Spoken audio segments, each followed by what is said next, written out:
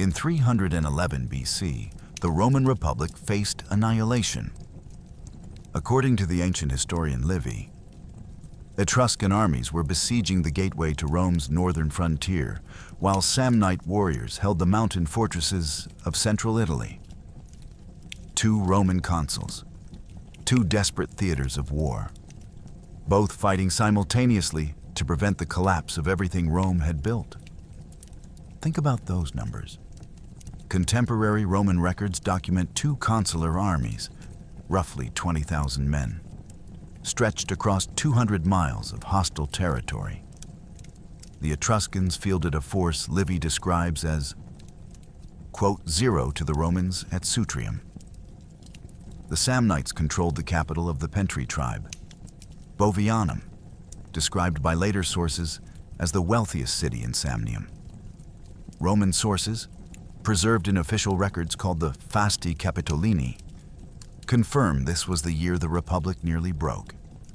By the end of this video, you'll understand how documented Roman institutional innovation and tactical evolution turned strategic desperation into the foundation for Italy's conquest. I'm about to reveal 3 documented facts that historians rarely discuss. First, the tactical flexibility Roman chronicles credit with reversing a Samnite mountain ambush, the same type of trap that had humiliated Rome a decade earlier. Second, why this campaign forced Rome to create its first permanent navy, an institutional innovation documented in official Roman law. Third, the religious vow a Roman consul made during battle, a promise that would result in one of Rome's first temples to an abstract concept, fundamentally changing Roman religious practice. But here's what makes 311 BC historically fascinating to military historians. How did Rome manage coordinated operations across 2 separate 200-mile distant theaters without modern communications? What tactical system, still being refined during these campaigns, allowed Roman infantry to defeat a mountain ambush that should have destroyed them? Why did Etruscan armies, described in their own records as superior in numbers, fail to break through at a single strategic choke point? And why do modern scholars like S.P. Oakley suggest that Roman family propaganda may have inflated the victories we think we know? To understand how Rome survived its first true two-front war, we need to step back to 312 BC, when the rumble of Etruscan war drums began echoing across central Italy. 11 years before the 311 BC, Roman military pride had been shattered in a mountain pass. The disaster at Caudine Forks in 321 BC wasn't just a tactical defeat. According to Livy's detailed account, it was a humiliation so complete that Rome's enemies never forgot it, and Romans themselves spent a generation trying to erase its memory. 2 Roman consuls with approximately 10,000 men total, 2 full consular armies, had marched confidently into Samnite territory. They were hunting the enemy. Instead, they walked into history's most infamous trap. The Samnite commander Gaius Pontius had baited them perfectly. False intelligence about Samnite armies besieging Roman allies. A narrow mountain pass that seemed like the quickest route. And when the Roman columns entered the defile near Caudium, they discovered both ends blocked. No escape. No maneuvering room. Just Samnite warriors on the heights above, javelins ready, and the slow realization that Rome's legions were at the enemy's mercy. Pontius offered terms. The Romans would surrender their weapons and pass under the yoke, a ritual humiliation where defeated warriors crawled beneath a spear arch, symbolizing their reduction to the status of conquered cattle. Every Roman soldier, including both consuls, submitted to this degradation. Contemporary accounts describe Roman faces burning with shame as they bent beneath the Samnite spears. But Rome doesn't forget, and Rome doesn't forgive. The decade that followed Caudine Forks witnessed a systematic Roman response that military historians recognize as strategic brilliance. Instead of seeking immediate revenge, Rome implemented what modern scholars call an encirclement strategy. According to sources documenting territorial annexations, in 318 BC, Rome absorbed the Ufantina and Falerna territories, pushing colonies deeper into central Italy. New Roman towns at Fregellae and Sora appeared like fortified stepping stones, each one tightening the noose around Samnite lands. The Via Appia, begun in 312 BC by the censor Appius Claudius Caecus, wasn't just a road. Military historians recognize it as Rome's first strategic highway, a permanent supply route allowing rapid legion movement into hostile territory. By 312 BC, the Second Samnite War had entered its 15th year. Rome was recovering momentum, but still fighting. The Samnites remained undefeated in their mountain strongholds, their warriors as dangerous as ever. Then the situation deteriorated. According to Livy, in 312 BC, rumors reached Rome that the Etruscans were mobilizing. The 40-year treaty signed after earlier conflicts was expiring in 311 BC. Etruscan cities were debating whether to renew peace or exploit Rome's distraction in Samnium. Roman sources document that the Senate appointed a dictator, Gaius Sulpicius Longus, specifically to prepare for potential Etruscan intervention. As 311 BC began, Rome faced a nightmare scenario. The Samnites, still undefeated in their mountain strongholds. The Etruscans, fielding the largest army they'd raised in decades. Two threats, two frontiers. Two consuls who would have to divide Rome's strength at the moment it could least afford weakness. The consuls Rome chose for 311 BC represented two worlds within the Republic.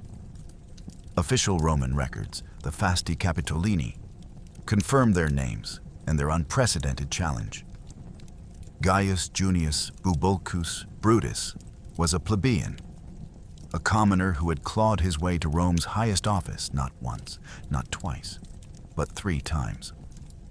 His third consulship in 311 BC testified to something the sparse historical record usually hides. Modern scholars note that a man who held the consulship thrice, served as dictator, and later became censor, cannot have been as colorless as he appears in Livy. The ancient sources give us military accomplishments, but few personal details. We know that in his second consulship in 313 BC, he captured the cities of Nola, Atina, and Calatia, though some historians dispute whether these victories were as complete as family records later claimed. His colleague represented Rome's old blood. Quintus Aemilius Barbula came from the patrician Aemilia Gens, one of Rome's founding families. This was his second consulship, having first held the office in 317 BC alongside none other than Bubulcus himself.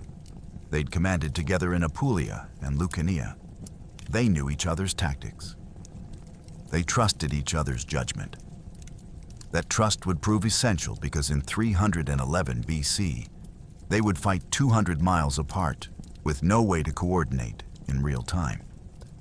But first, they had a political fight on their hands. According to Livy's account, both consuls refused to recognize the revision of the Senate roll made the previous year by the censors Appius Claudius Caecus and Gaius Plautius Venox. They accused the censors of creating a deformed order through corrupt reading of the Senate.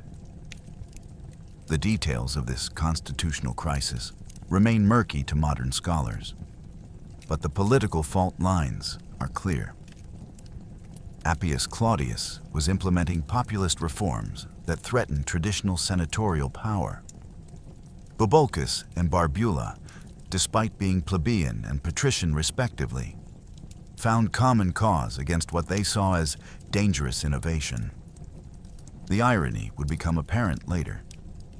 These same men would innovate institutionally in ways that transformed the Republic. The Senate assigned the theaters. Bubulcus would march south into Samnite territory.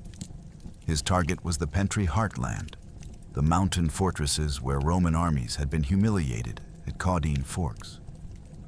Barbula would march north to relieve Sutrium, the Latin colony now besieged by Etruscan armies. Neither assignment was safe. Neither was easy.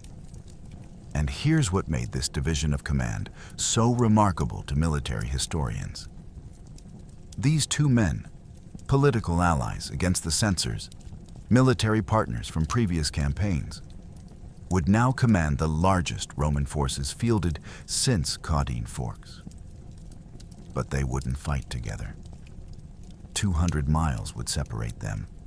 No couriers could coordinate their battles in real time. Each consul would live or die by his own decisions. Rome's survival depended on both succeeding simultaneously. The Roman soldier of 311 BC was not the same warrior who had marched into Caudine Forks. Something fundamental had changed in the decade since that humiliation, and military historians recognize this evolution as one of ancient warfare's pivotal moments. The transformation wasn't about courage. Roman warriors had always been willing to die for the Republic. The change was organizational, and it would prove decisive in the campaigns ahead. Modern military historians, working from standard Republican legion composition documented by later sources like Polybius and corroborated by archaeological evidence, estimate the Roman force for 311 BC.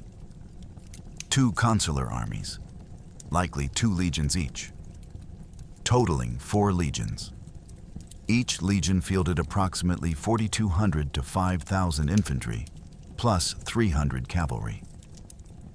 Total Roman forces numbered somewhere around 20,000 to 25,000 men, not counting allied contingents from Latin colonies and Italian tribes bound to Rome by treaty. These are estimates based on standard Republican practice.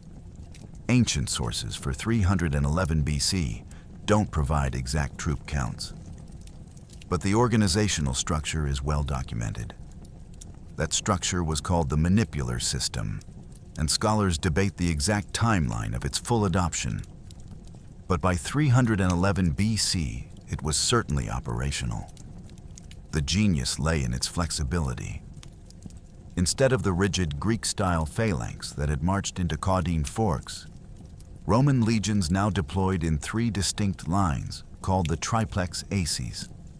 The first line consisted of hastati, young men aged 17 to 25 forming the front rank. They carried the pilum, Rome's innovative heavy javelin with a soft iron neck designed to bend on impact, making enemy shields useless. Their secondary weapon was the gladius, the short stabbing sword that would become synonymous with Roman military dominance. Behind the hastati stood the principes, men in their prime, ages 25 to 35, with the same equipment but more experience. These formed the second line, the decisive weight that could replace exhausted forward troops or exploit breakthroughs. The third line, the triarii, were veterans over 35 armed with long spears like traditional hoplites. They were the final reserve. Romans had a saying that would echo through centuries. Quote 4, meaning the situation was desperate. The system's brilliance lay in this layered reserve power. Fresh troops could rotate forward while exhausted soldiers pulled back. The formation could adapt to terrain that would fragment a rigid phalanx. The tactical organization was equally revolutionary. Each line was divided into maniples, small units of about 60 to 120 men, arranged in a checkerboard pattern called quincunx. Gaps between maniples allowed flexibility in rough terrain. When the hastati engaged, The Principes could move through the gaps to reinforce or replace them. The Triarii remained in reserve, watching, waiting, ready to plug any breach. Roman equipment enhanced this system. The scutum, Rome's large semi-cylindrical shield, was nearly 3 feet tall and provided superior protection compared to the round hoplite shield.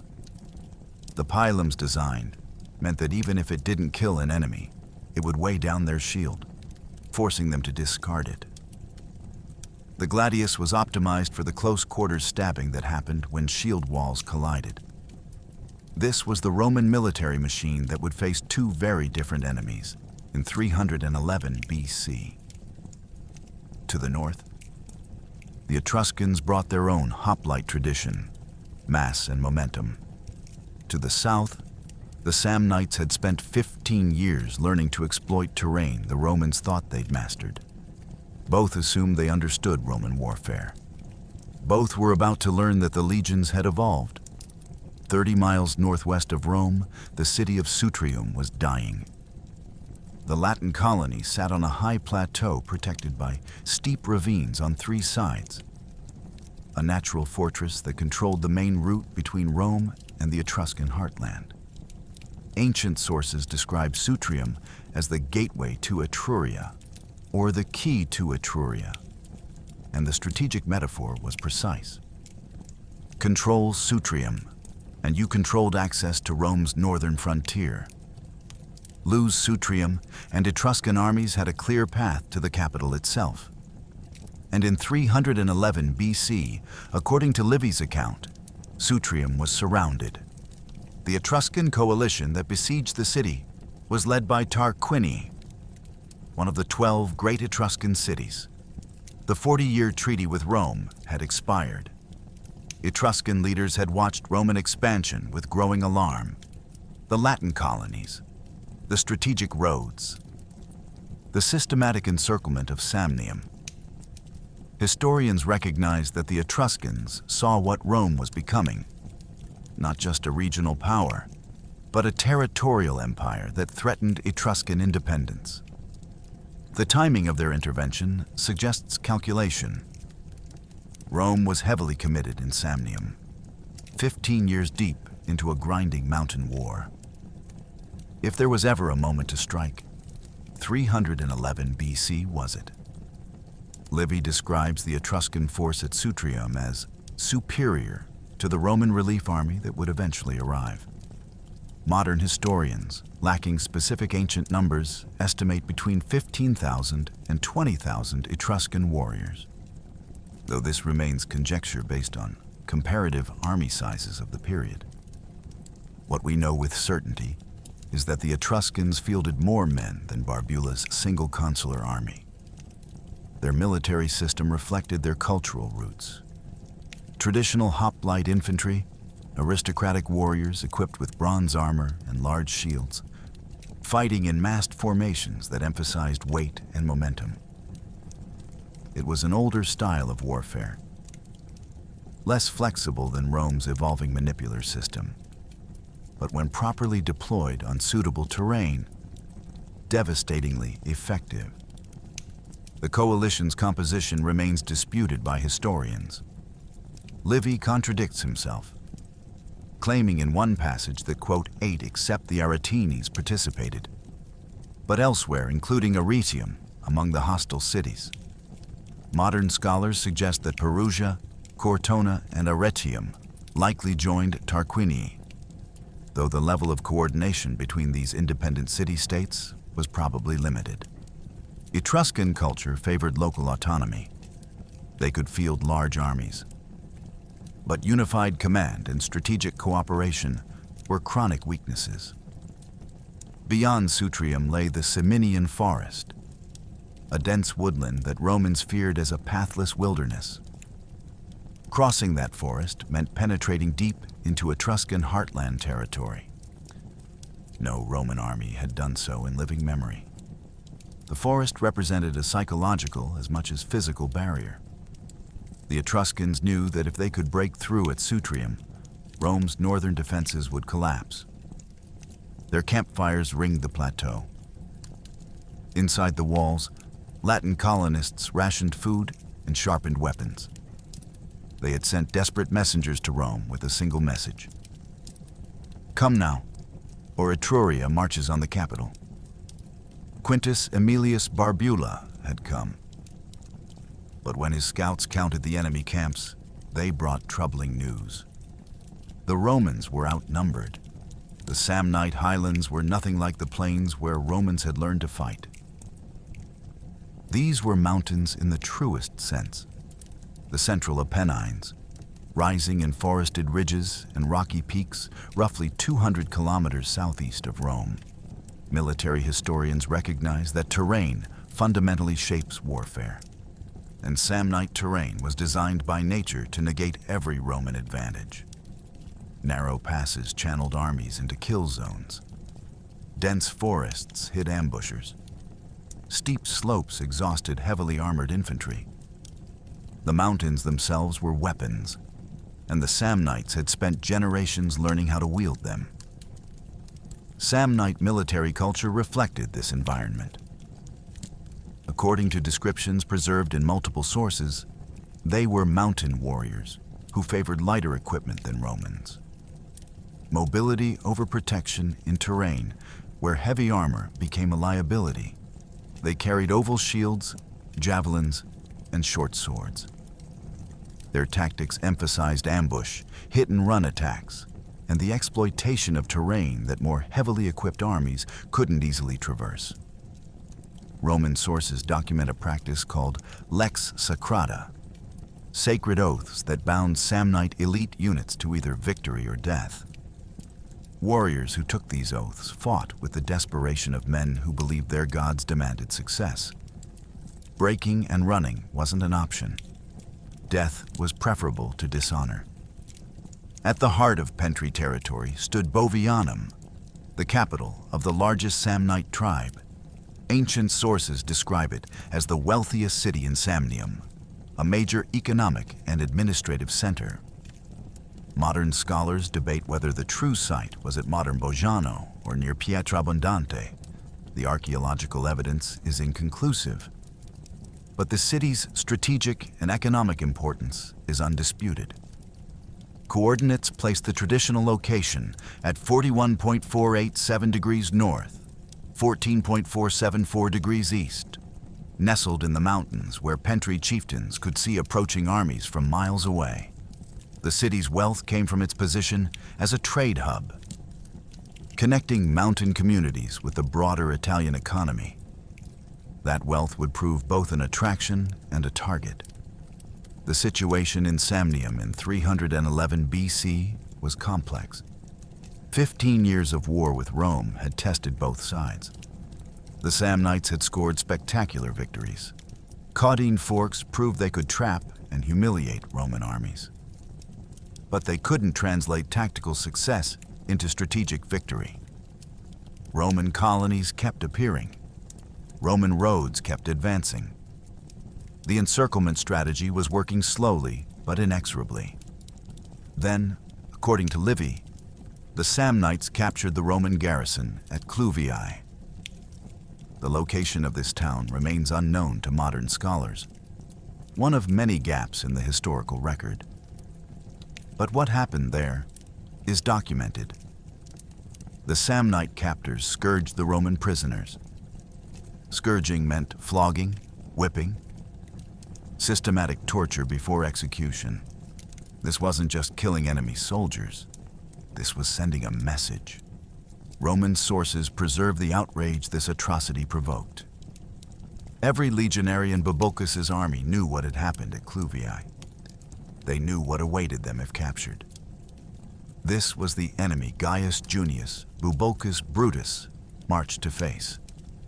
Warriors who knew every pass, every ridge, every stream crossing. Men who had made the Romans crawl under yokes at Caudine Forks. Soldiers bound by oaths to gods that demanded victory or death. And somewhere in these mountains, they were preparing a trap. The Samnites had learned that Roman pride, especially Roman greed, could be weaponized. When Quintus Aemilius Barbula's legions crested the ridge overlooking Sutrium, his scouts brought precise intelligence. The city was completely encircled. Etruscan siege lines formed a continuous perimeter around the plateau. Campfires marked enemy positions. Supply wagons indicated the Etruscans were prepared for a long siege.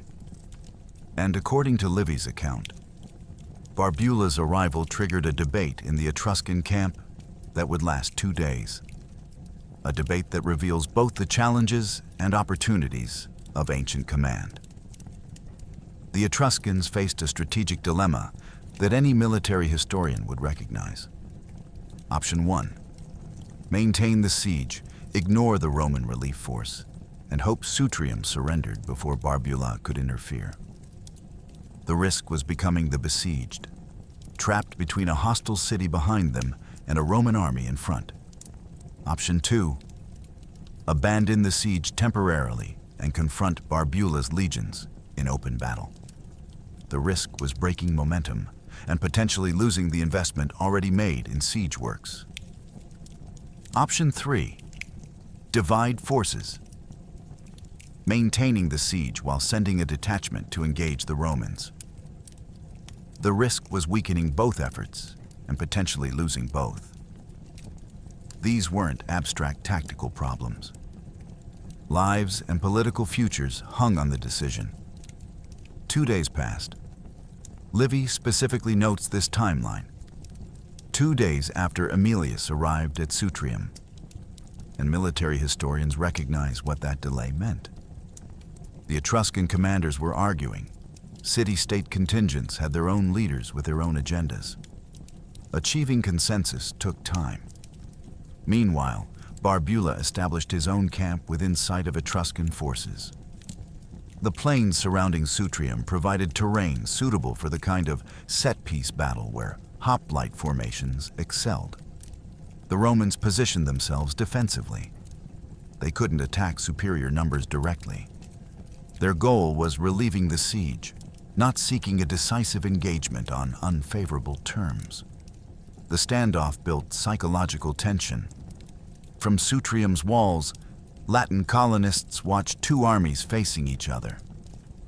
Every day the siege continued meant less food in the city's granaries. Every day of delay meant more time for the Etruscans to receive reinforcements or for something to go wrong in Barbula's supply lines.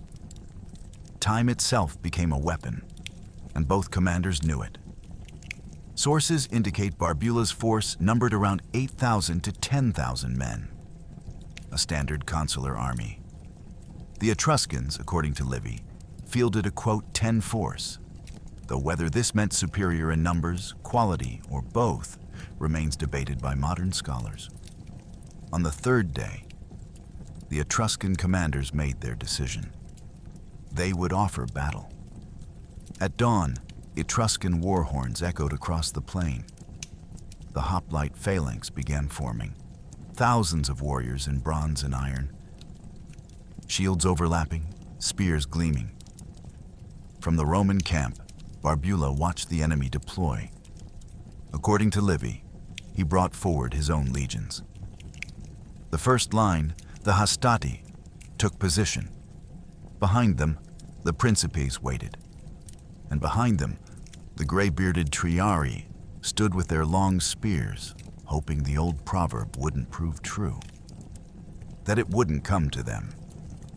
The armies stood facing each other for most of the day. This detail from Livy's account often surprises modern readers expecting immediate combat, but it reflects ancient battle psychology. Generals positioned forces carefully. Soldiers steadied nerves. Religious rituals were performed. Commanders made final speeches. Battle, when it came, would be decided in minutes or hours, but the preparation could take from dawn to afternoon. According to Livy, the armies stood facing each other for most of the day before actual fighting began, engaging only after the sun had passed its zenith, past noon. When the clash finally came, Livy characterizes it with a phrase that captures the brutal equality of the opening phase: deadly equality. The first part of the battle was, in his words, equally balanced. Roman hastati advanced into Etruscan front ranks. Shields crashed, spears thrust. The gladius found gaps in armor.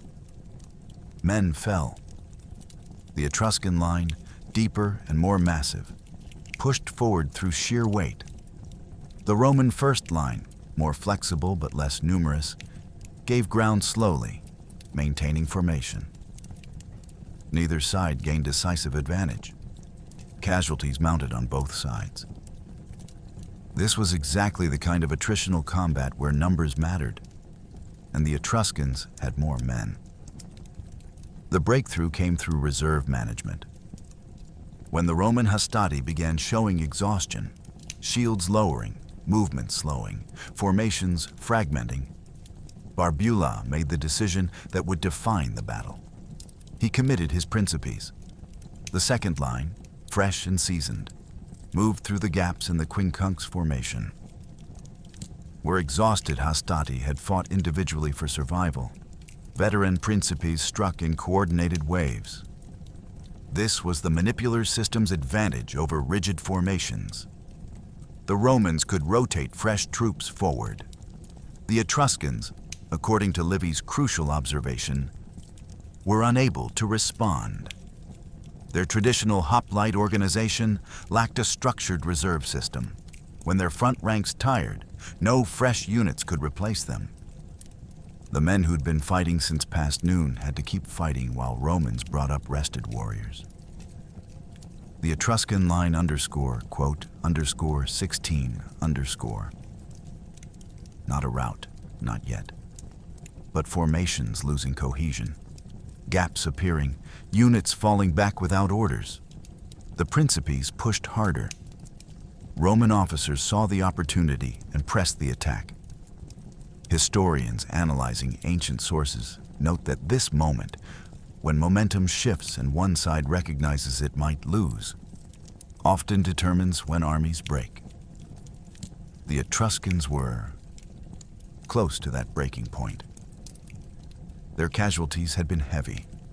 Their front line was exhausted. The Romans, bloodied but not broken, were gaining the upper hand through sheer tactical flexibility. Then darkness fell. Ancient battles, fought without artificial lighting and requiring visual command, typically ceased at nightfall. Livy records that the Etruscans were, quote, 17. Both sides withdrew to their camps. The field between them was carpeted with the fallen. According to Livy, both sides suffered catastrophic casualties, though he provides no exact count. And modern historians remain skeptical of medieval chroniclers' tendency to inflate ancient numbers. What matters is that both armies were too bloodied to resume fighting immediately. The Etruscans retreated to their siege lines around Sutrium. The Romans returned to their camp. Technically, Barbula had won. His fresh reserves had broken Etruscan momentum. But he hadn't broken their siege. The city remained encircled. His own army was too bloodied to assault Etruscan fortifications. Winter was coming. The siege of Sutrium would continue into 310 BC. In the north, Rome had survived. But it hadn't conquered. While Barbula fought his measured set-piece battle on the plains of Sutrium, Gaius Junius Bubulcus Brutus was learning that war in Samnium followed different rules. The march into Samnite territory was itself a tactical challenge. Narrow mountain paths, dense forests where visibility dropped to meters. Every ridge could hide Samnite warriors. This was where Caudine Forks had happened, where geography became the enemy's weapon. Roman columns moved slowly, scouts ranging ahead, officers alert for the slightest sign of ambush. The mountains remembered what had happened to overconfident Roman armies. The target was Cluvii, site of a Roman humiliation that demanded response. According to Livy, The Samnites had captured a Roman garrison there. What they did next ensured there would be no mercy. They scourged the prisoners, systematic flogging that was both torture and ritual humiliation, before execution. Every soldier in Bubulcus's army knew this story. They knew what awaited them if captured. Cluviae had become a symbol.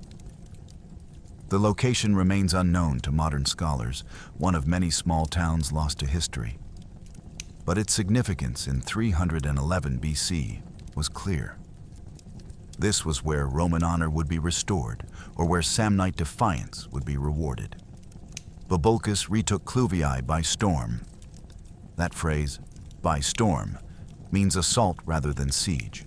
Quick, violent. Roman legions breaking through defenses through sheer aggressive momentum.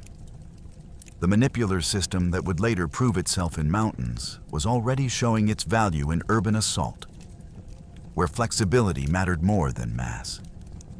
The city fell. And then, according to Livy's account, Bubulcus gave an order that set the tone for the entire southern campaign. He ordered the slaughter of every adult male in the city, not soldiers, not just combatants, every adult male. This was the Roman response to Samnite atrocity. Escalation to total war. Ancient warfare operated under different moral frameworks than modern conflicts. Massacring defeated populations wasn't unusual. But the scale and deliberateness of Bubulcus's order reveals something about how 311 BC was being fought in the south. This wasn't a war for limited objectives anymore. This wasn't about securing borders or forcing diplomatic concessions. According to the evidence of Bubulcus's actions, this was existential. One side would dominate, the other would submit or die. The massacre sent a message to other Samnite towns. Resist and die. Surrender and perhaps live. Bubulcus was establishing a reputation for ruthlessness that would precede his army through the highlands. Military historians recognize this as psychological warfare, making an example of one town to terrify others. Whether it worked strategically remains debatable. Whether it revealed the brutal face of Roman expansion is certain.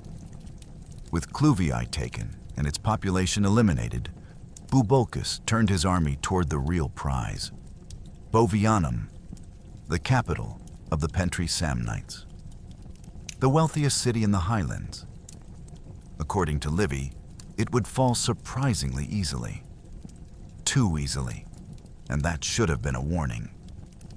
Bovianum, the wealthiest city of the Pentri Samnites, fell with surprising ease to Roman assault, so easily that modern historians question what actually happened. The approach to the city should have been the campaign's climax. This was the Pentri capital, the wealthiest town in Samnium according to multiple sources, a major logistical hub for the Samnite war effort.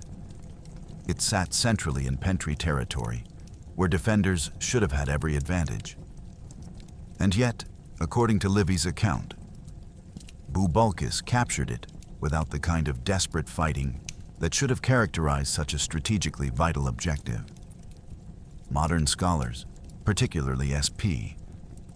Oakley, in his authoritative commentary on Livy, suggests skepticism. This may be the propaganda of his genes, Oakley writes, meaning the Junius family may have exaggerated Bubulcus's achievements in later generations when family histories were being compiled.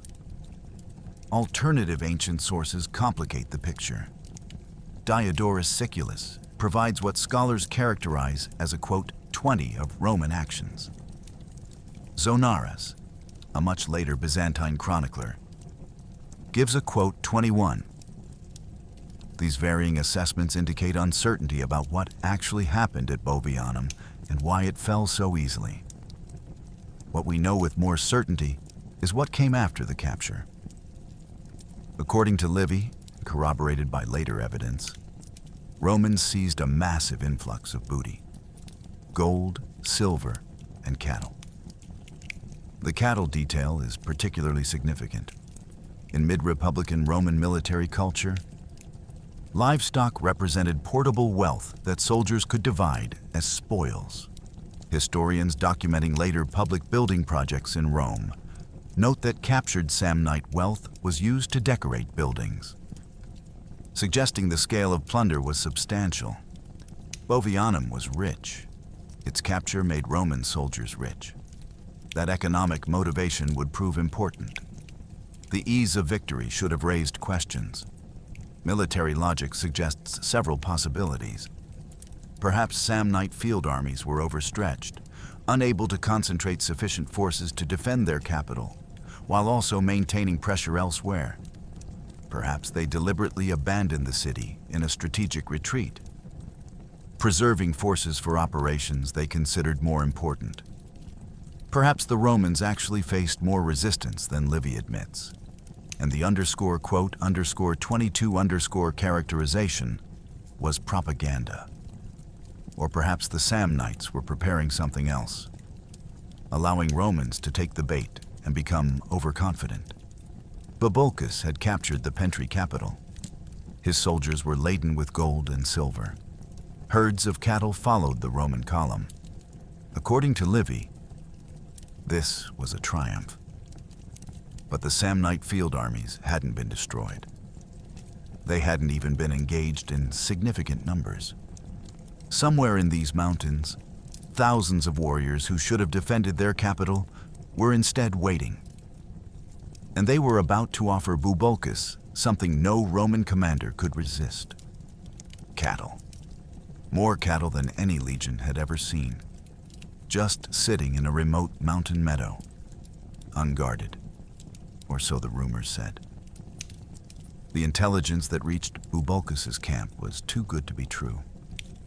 According to sources documenting the campaign, reports circulated about a massive herd of cattle hidden in a remote mountain meadow. The information came through the channels that always brought military intelligence in ancient warfare. Prisoners, deserters, local informants. The details were specific enough to seem credible. A valley beyond the next ridge. Hundreds of cattle, lightly guarded or unguarded. Essentially free wealth waiting to be seized. And according to Roman military practice documented throughout Livy's histories and analyzed by military historians, cattle booty, praeda pecorum in Latin, was a major motivation for Roman soldiers in this era.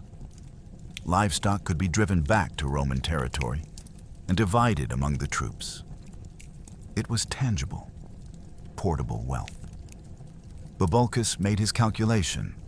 His army entered the narrow passes seeking the rumored livestock.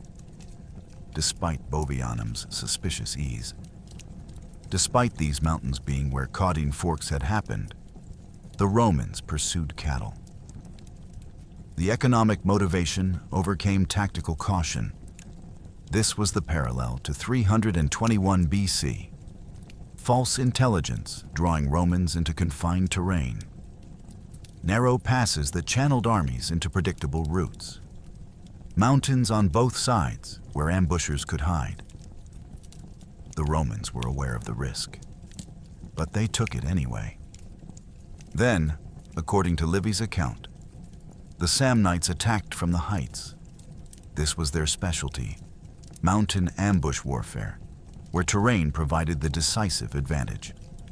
Roman columns trapped in a pass, under fire from above, unable to maneuver. Javelins raining down from concealed positions. Boulders rolled from ridges. The classic confined space scenario where numbers and equipment mattered less than position. The Samnites were hoping to replicate their success at Caudine Forks. Trap the Romans. Force surrender. Add another humiliation to Roman military history. Everything about the tactical situation favored the Samnites. But the Roman soldier of 311 BC was not the rigid phalangist of 121 BC. Despite being ambushed, Livy records that the legions maintained their order. This is the critical detail. Under fire, in confined terrain, facing exactly the kind of situation that had destroyed their predecessors, the Romans didn't break. The manipular system's flexibility became crucial.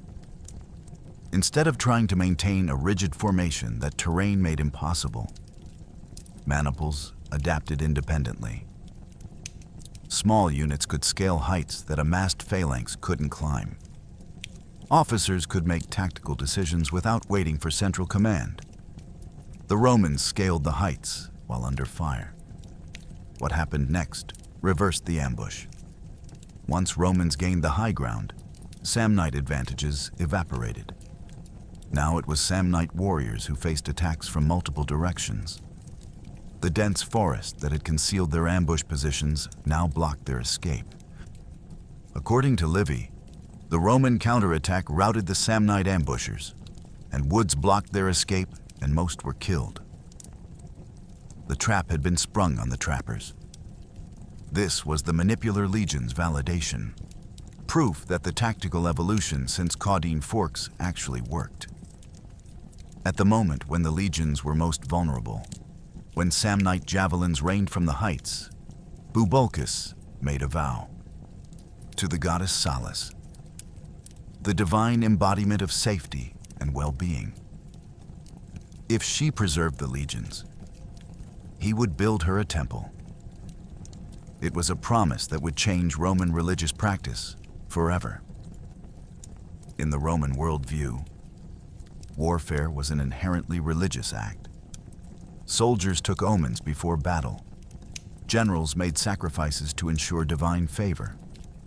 And when facing crisis, commanders made vows, formal contracts with deities where the human promised something specific in exchange for divine intervention.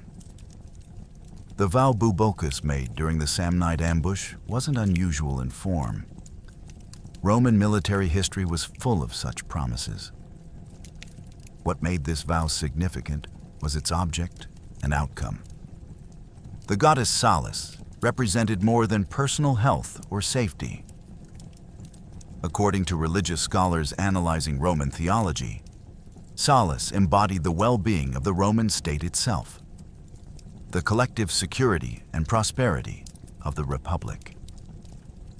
This was an abstract concept rather than an anthropomorphic deity like Mars or Jupiter.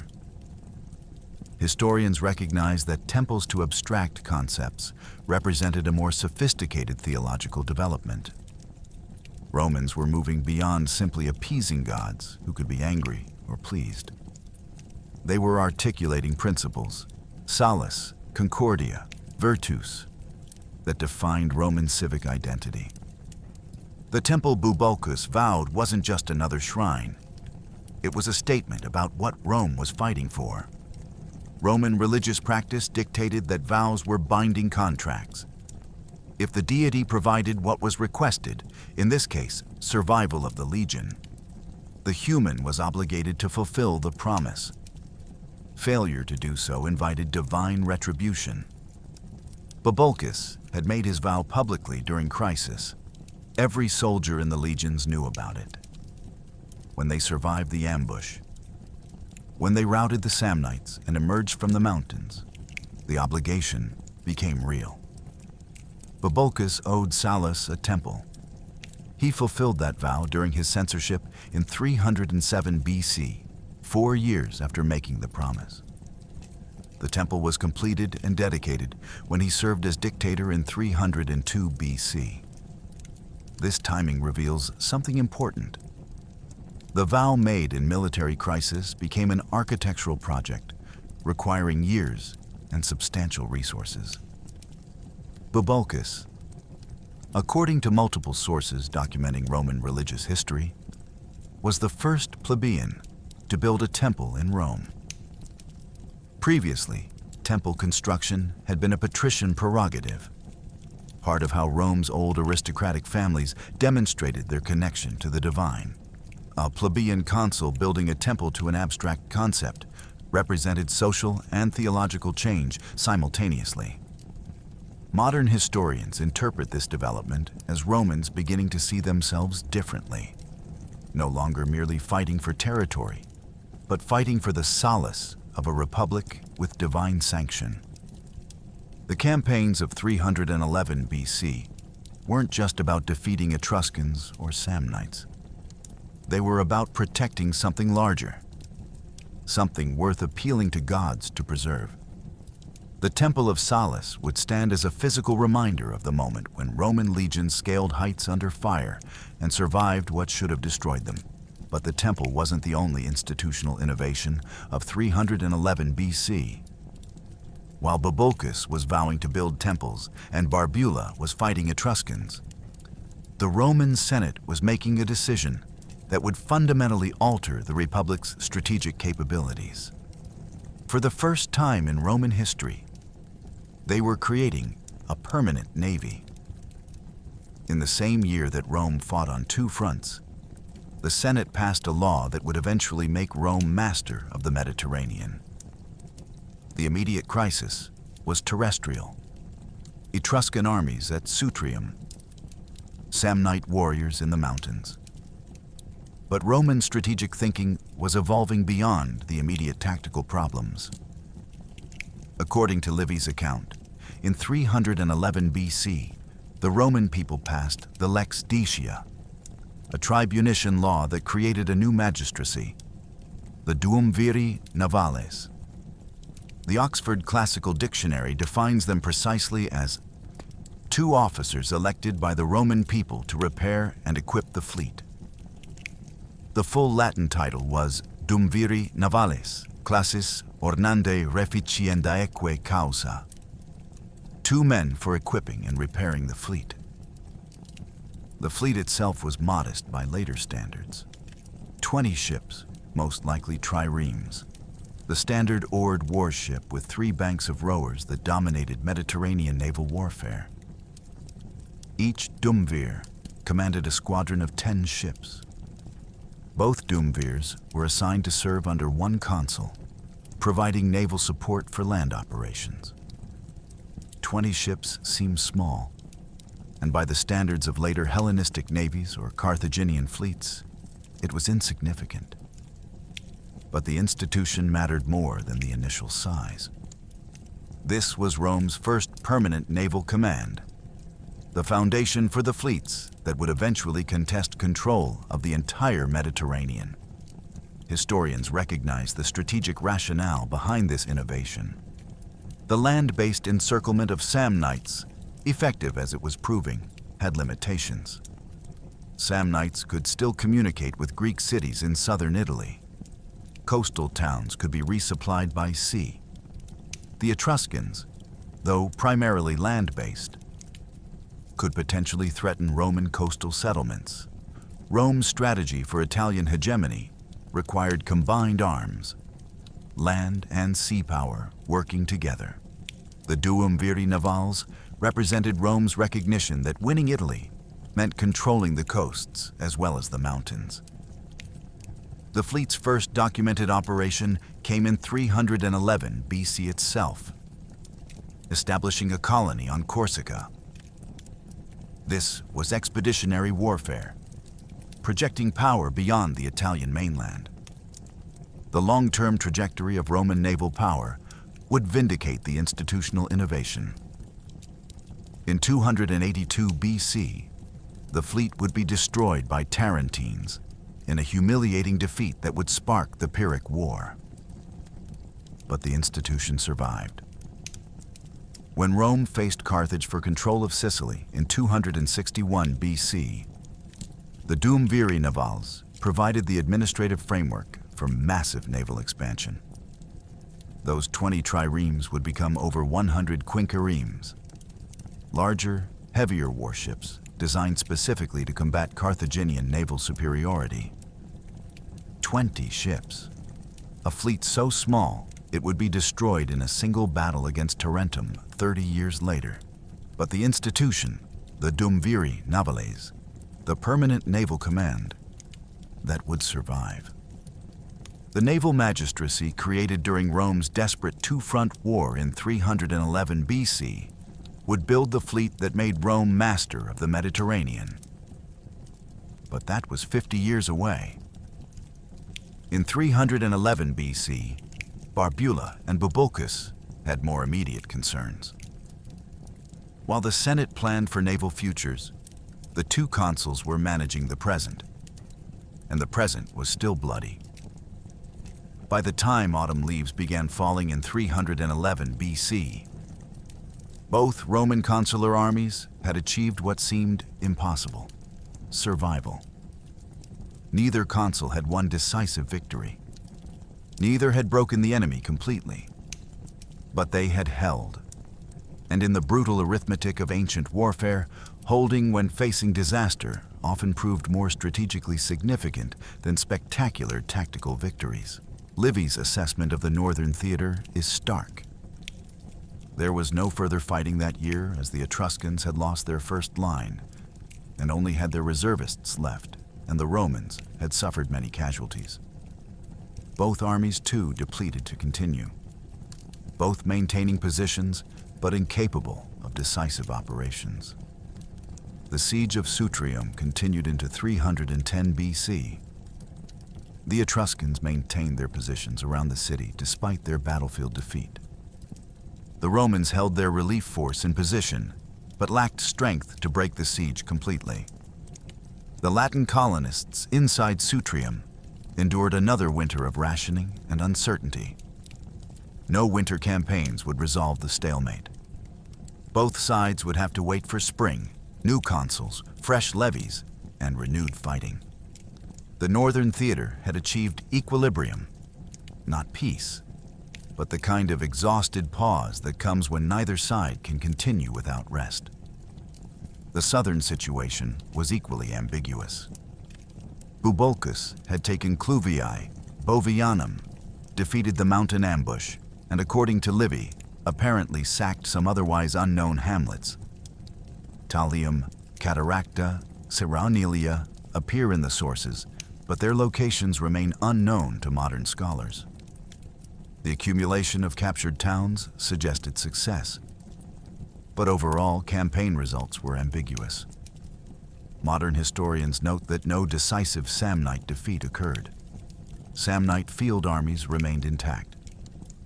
The mountain strongholds that had protected Samnite independence for 15 years were still controlled by Samnite warriors. Bubulcus had demonstrated Roman capability in mountain warfare, but he hadn't ended Samnite resistance. Both consuls claimed triumphs. The formal celebration where victorious generals paraded through Rome, displaying captured spoils and prisoners. The Fasti Triumphales, official Roman records of triumphs, document celebrations, though timing remains disputed by scholars. Bubulcus obtained a triumph for his Samnite victories, though later historians like Niebuhr questioned whether the achievements justified such honors. Barbula possibly triumphed over the Etruscans, though whether this occurred in 311 or 310 BC remains debated. The triumph system allowed political claims of victory, even when military results were ambiguous. Generals needed triumphs for political careers. The Senate granted them based on complex calculations of military success, political favor, and institutional precedent. The strategic reality transcended individual triumph politics. Rome had proven it could fight two-front wars. The Republic's institutional capacity, its ability to field multiple consular armies simultaneously, supply them independently, and maintain operations across hundreds of miles, had been tested and validated. Neither Etruscan nor Samnite pressure had collapsed Roman resistance. The manipular legion system had vindicated itself in both set-piece battle and mountain ambush. The new Duumviri navals provided maritime capability. The Temple of Sallust would commemorate divine favor. These weren't decisive victories. They were foundations for victories yet to come. 311 BC had been a year of survival, not conquest. The siege of Sutrium would drag into 310. The Samnites still held their mountain strongholds. But Rome had proven something crucial. It could manage multiple theaters simultaneously. It could innovate institutionally while fighting desperately. And its new military system, those flexible maniples that scaled heights under fire, actually worked. The campaigns of 311 BC were technically indecisive, but they set the foundations for everything that followed. The Consuls of 310 BC inherited an unfinished war. The most celebrated of these new commanders was Quintus Fabius Maximus Rullianus, a name that would echo through Roman military history. He took command at Sutrium, relieving the depleted forces that had fought the previous year. According to Livy's detailed account, Fabius achieved what Barbula couldn't. He defeated the Etruscans decisively in battle, finally lifting the siege. But his most dramatic achievement was psychological rather than purely tactical. Fabius crossed the Ciminian forest, that pathless wilderness Romans had feared for generations. Penetrating beyond that natural barrier meant entering the Etruscan heartland, where no Roman army had ventured in living memory. Beyond the forest, Fabius defeated Etruscan forces again. The combination of battlefield losses and the psychological shock of Roman penetration broke Etruscan resistance. According to Livy, Etruscan cities of Perugia, Cortona, and Arretium sued for peace and obtained a 30-year truce in 310 BC. The same cities that had mobilized against Rome just 1 year earlier now sought terms. By 308 BC, the remaining Etruscan cities were forced to capitulate on severe terms. The rapid collapse after 311 BC's stalemate revealed how Roman resilience paid strategic dividends. Barbula's costly battle at Sutrium hadn't achieved immediate victory, but it had inflicted casualties and exhaustion that prevented Etruscans from resisting Fabius's follow-up operations effectively. The southern theater told a similar story of grinding persistence. Gaius Marcius Rutilius, the other consul for 310 BC, operated in Samnium. He captured Aliphae, another Samnite stronghold. The war continued with mixed success. Samnites remained undefeated in their heartland core. The mountain warfare that had characterized 311 BC continued through multiple campaigning seasons. It would take until 304 BC to force final Samnite acceptance of peace terms. Military historians analyzing the progression from 311 to final victory recognize how the earlier campaigns enabled later success. 3.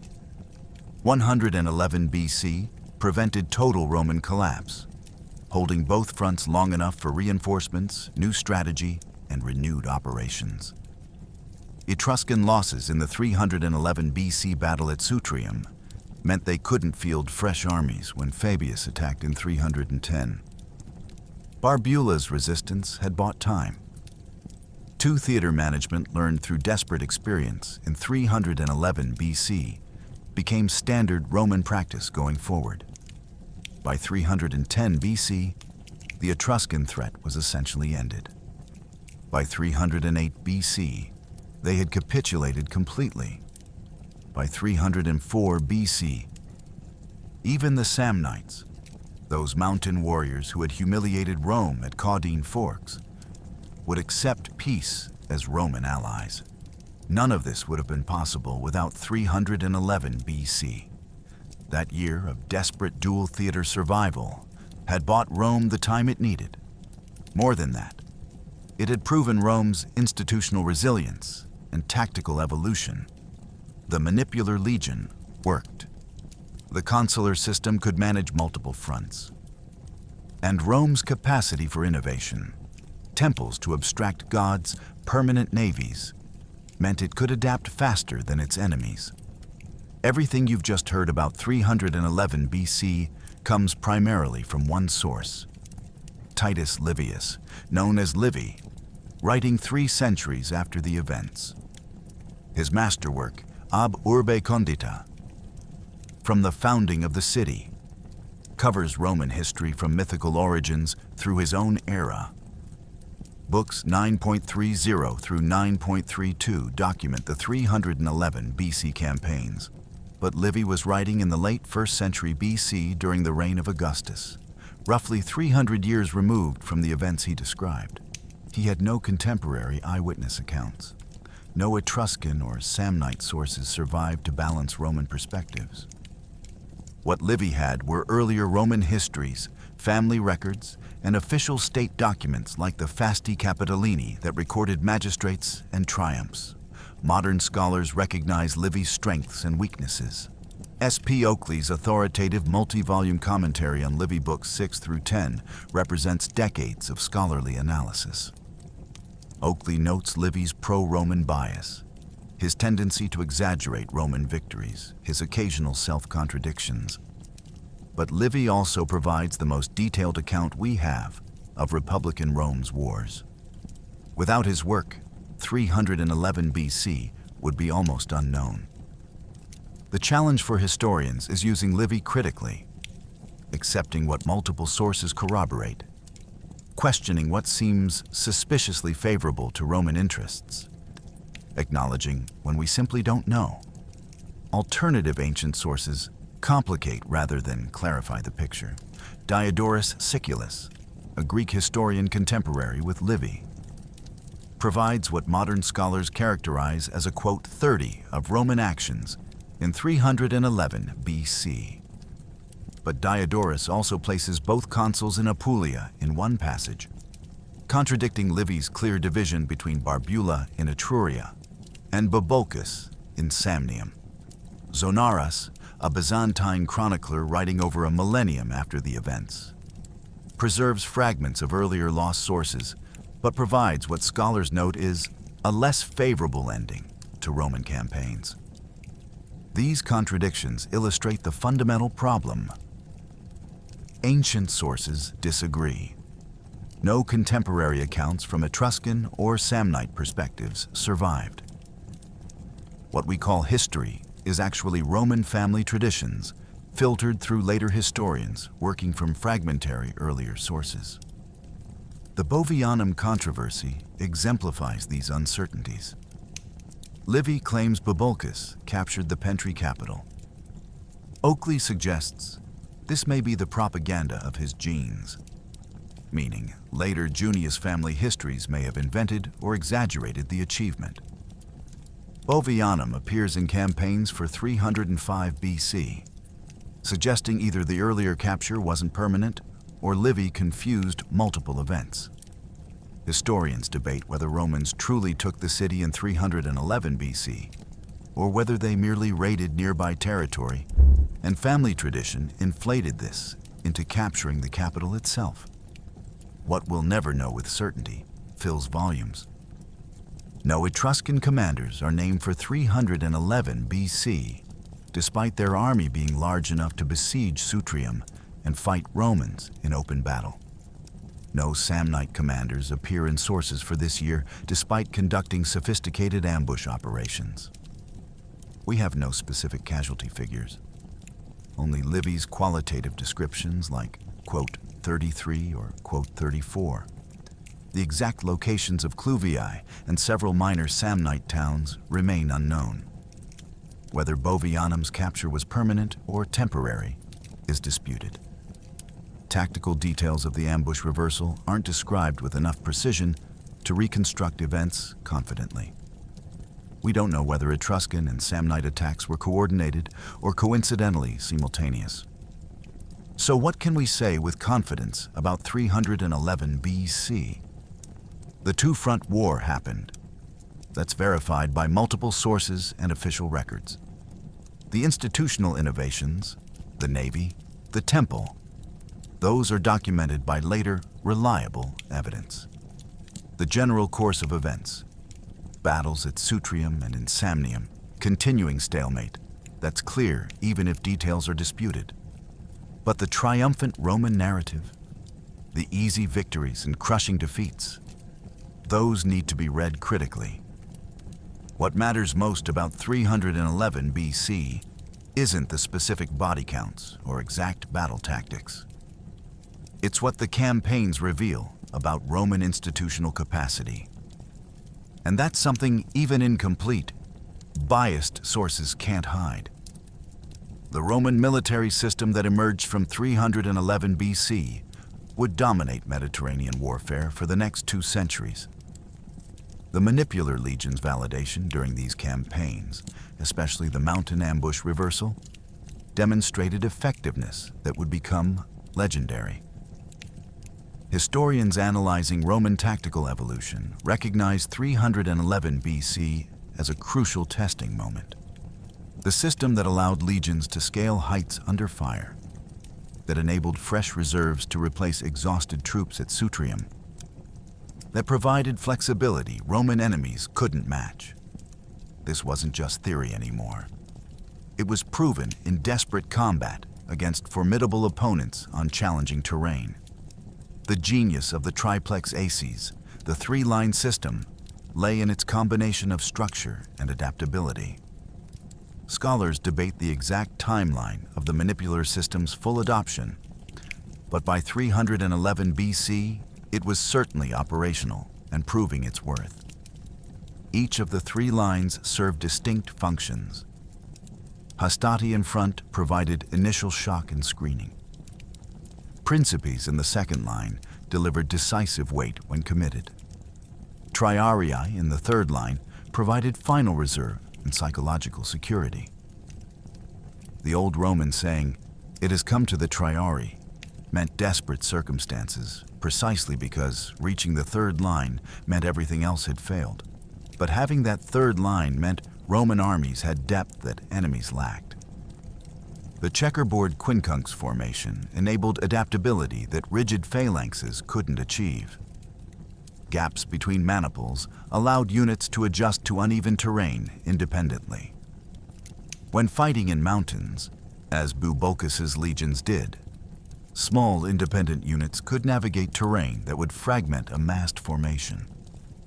When fighting on plains, as Barbula's legions did, those same units could concentrate force at decisive points while maintaining formation integrity.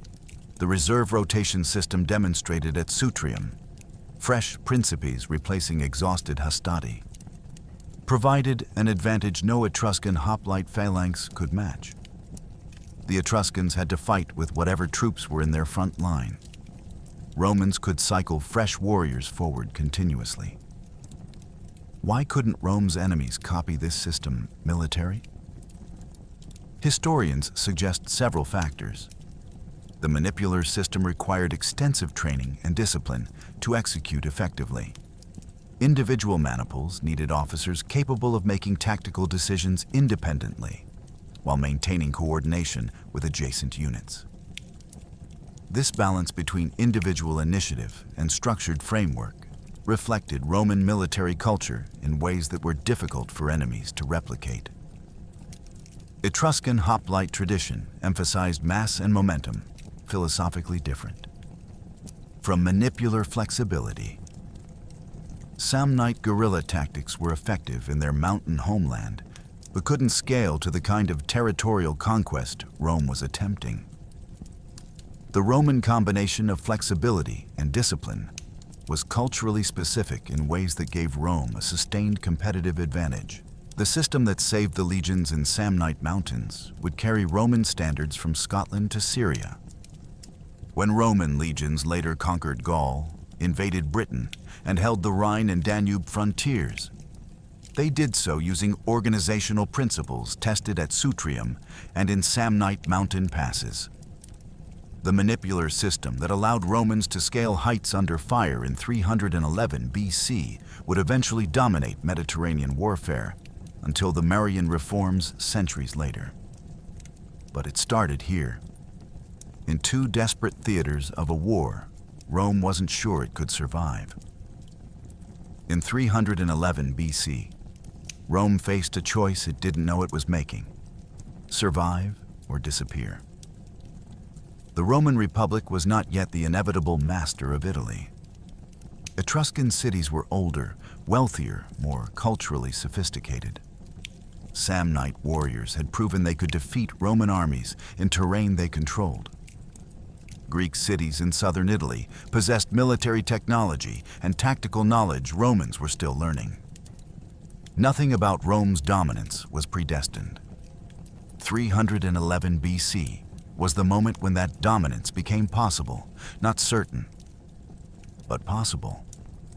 Because Rome proved it could survive the kind of multi-front crisis that would have broken lesser states. The strategic achievement transcended individual battle outcomes. Military historians analyzing the campaigns recognized that demonstrated capacity for dual theater management represented institutional sophistication that most ancient city-states lacked. The consular system, 2 annually elected commanders with equal authority, should have been a weakness. Divided command often meant conflicting strategies and wasted resources. But in 311 BC, Barbula and Bubulcus operated independently across 200 miles, adapted to different enemies and terrain, and both achieved enough to prevent collapse. The system worked under maximum pressure. That validation mattered more than whether either consul achieved decisive victory. Cultural transformation accompanied military survival. The Temple of Sallust, vowed during crisis and eventually built, represented Rome's evolving identity. This wasn't a temple to Mars seeking victory or Jupiter seeking favor. This was a temple to the abstract concept of the state's well-being. Romans were beginning to fight for something larger than territory, for the solace of a divinely sanctioned republic. The Navy's creation through the Lex Decia demonstrated strategic thinking beyond immediate tactical problems. Rome was planning for maritime power while fighting for terrestrial survival. That capacity for institutional innovation under pressure, creating permanent naval commands, building temples to abstract principles, refining tactical systems, separated Rome from enemies who were tactically proficient but institutionally static. Why does 311 BC matter more than Centenum in 295 BC, or AQUILIA in 293 BC? Those later battles were larger, more decisive, more dramatic. But they were possible only because Rome survived 311. This was the test of institutional resilience under maximum pressure. Had Sutrium fallen, Etruscans penetrate to Rome's heartland. Had Bubulcus been destroyed in ambush, Samnites break encirclement. 2-front collapse could have ended the Republic. Instead, 304 BC saw Samnites accept peace. 308 BC saw Etruscans capitulate. 290 BC witnessed final Samnite defeat. By 264 BC, Rome dominated Italy south of the Po Valley and was looking across the sea toward Sicily and conflict with Carthage. The alternative history illuminates what was at stake. Suppose Barbula's outnumbered legions broke at Sutrium. Suppose the Etruscan siege succeeded. Northern Italy opens to Etruscan invasion, while Rome remains committed in Samnium. The 2-front war becomes 2 separate defeats. Roman allies see vulnerability and reconsider allegiances. The republic that seemed on the verge of Italian hegemony fragments back into competing city-states. Instead, Rome survived. That survival, achieved through institutional resilience and tactical innovation, created momentum that enemies couldn't reverse. 311 BC wasn't the year Rome won Italy. That would take another generation and rivers of blood. It wasn't even the year Rome won its 2-front war. Those struggles dragged on for years. But 311 BC was the year Rome proved it couldn't be broken. 2 consuls, 2 theaters, 200 miles apart. No communication, no coordination. just Roman institutional resilience, tactical innovation, and sheer refusal to collapse. The Etruscans learned that Roman numerical disadvantage didn't matter if Roman reserves stayed fresh. The Samnites learned that Roman legions could climb mountains under fire. And Rome itself learned something more important. It could survive anything. 20 years later, when Pyrrhus of Epirus invaded Italy with professional Hellenistic armies and war elephants, he would discover what the Etruscans and Samnites learned in 311 BC. Rome didn't win every battle. Rome didn't need to. Rome just needed to survive long enough to adapt. And by 311 BC, that capacity for institutional resilience, for innovation under pressure, for managing complexity, for simply refusing to die, was already built into the Roman system. The campaigns of 311 BC didn't conquer Italy. They revealed the republic that would. Remember those numbers from the beginning?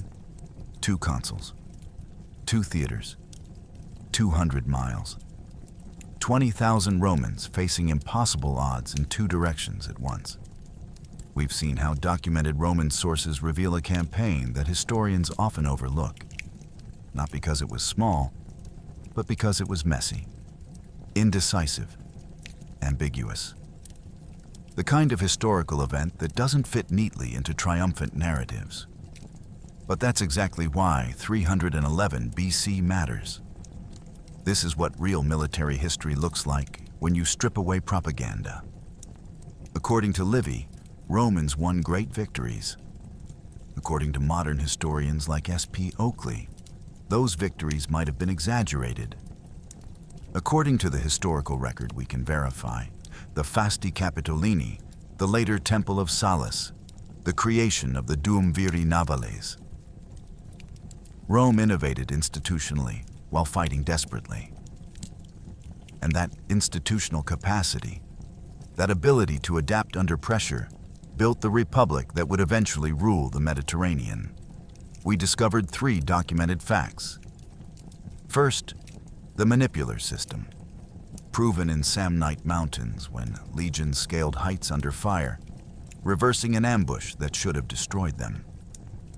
Second, the Duumviri Navales, created by the Lex Dacia in 311 BC, founding the naval tradition that would defeat Carthage. Third, the Temple of Sallust, vowed by Gaius Junius Bubulcus Brutus during battle, fulfilled as censor in 307 BC, representing Rome's evolution toward abstract theological concepts and the first plebeian-built temple in Roman history. Everything you've heard is sourced primarily from Livy's Ab Urbi Condita books 9.30 through 9.32, written 3 centuries after events with known pro-Roman bias. Verified against Diodorus Siculus, analyzed by modern scholars like Tim Cornell and S.P. Oakley, and cross-referenced with epigraphic evidence from the Fasti Capitolini. The battle happened. The innovations happened. The specific details? Those we've hedged appropriately, acknowledging when sources conflict and when historians debate. The campaigns of 311 BC marked the moment Rome transitioned from a regional Italian power to an inevitable Mediterranean empire. Not because Romans won decisively, they didn't, but because they survived impossibly. And in the brutal arithmetic of ancient warfare, the side that refuses to break usually wins eventually. The modern sites bear witness to this forgotten struggle. Sutrium survives as Sutri in modern Lazio, 42.24 degrees north, 12.22 degrees east, about 50 kilometers northwest of Rome. Ancient walls partially remain. A Roman amphitheater from later periods stands testament to the city's enduring importance. The Etruscan necropolis nearby reminds visitors that this was contested ground long before Romans fought here.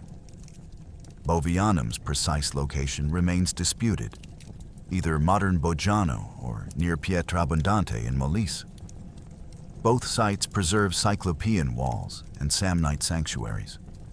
No specific monuments commemorate the 311 BC campaigns. These battles left no dramatic ruins or preserved weapons, just scattered archaeological evidence and the texts of ancient historians trying to reconstruct what happened centuries after participants died. But the institutional innovations survive in ways more lasting than monuments. The Roman navy that began with 20 ships in 311 BC would grow into fleets that dominated the Mediterranean for centuries. The Temple of Sallust, though long since destroyed, represented a theological evolution toward abstract principles that would define Roman civic religion. The manipular legion system, validated in desperate mountain combat, would carry Roman standards to 3 continents. These weren't accidents of history. They were adaptations under pressure by a republic that refused to accept defeat as final. The year 311 BC. 2 consuls, 2 desperate theaters, and the republic that refused to die.